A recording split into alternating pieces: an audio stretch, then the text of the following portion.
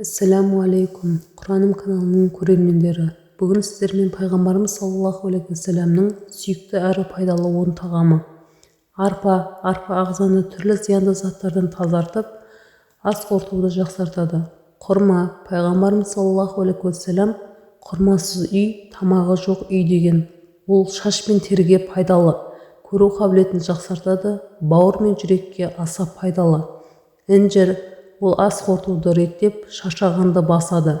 Жүзім қан құрамын тазартады, сергектік сыйлайды, бүйрек жұмысын жақсартып, ішектерді тазалайды.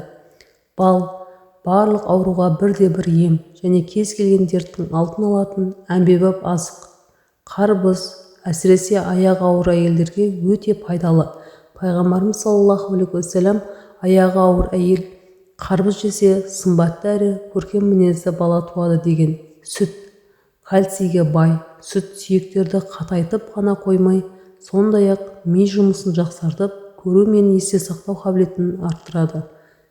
Саңырауқұлақ ағза үшін өте құнарлы, тойымды оңай қорытылатын ас.